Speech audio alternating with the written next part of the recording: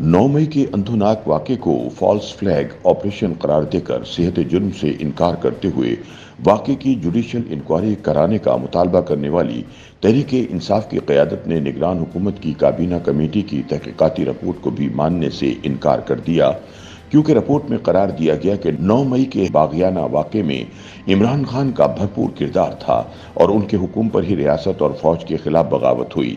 अवामी ताकत को रियासत और रियासती इदारों को बेतौकीर करने के लिए एलानिया तौर पर इस्तेमाल किया गया।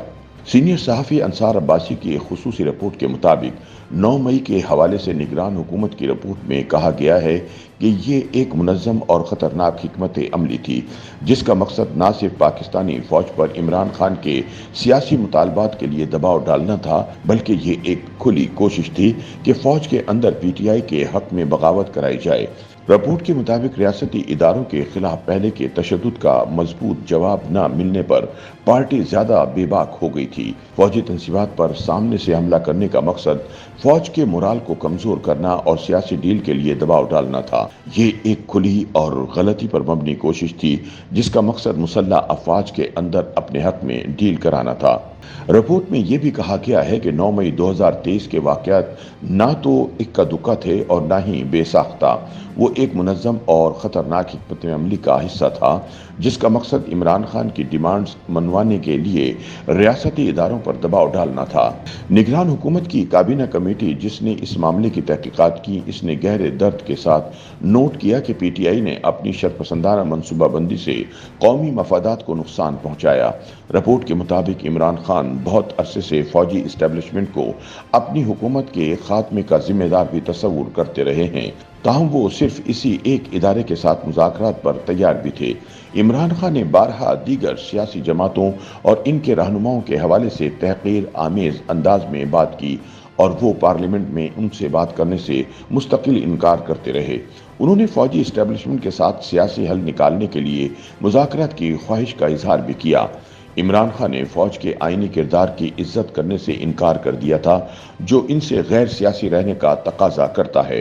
इमरान खान ने मुसल्लह फौज के साथ फाल एंगेजमेंट की ख्वाहिश का इजहार करके फौज के आईनी मैंडेट की खिलाफ वर्जी की।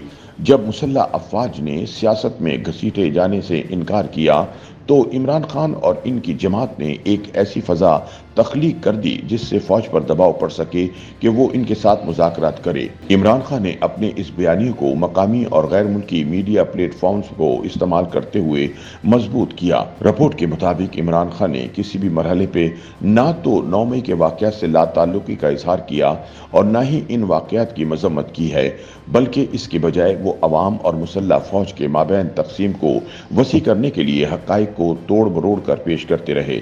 रिपोर्ट में कहा गया है कि एक हिकमत अमली तश्कील दी गई, जिसके तहत अवामी ताकत से दिफाई तंसीबात पर हमले किए गए। इससे PTI के सपोर्टर को मौका मिला कि वो अदम एतमाद की तहरीक पर मुसल्लह फौज के खिलाफ अपना गुस्सा निकाल सकें।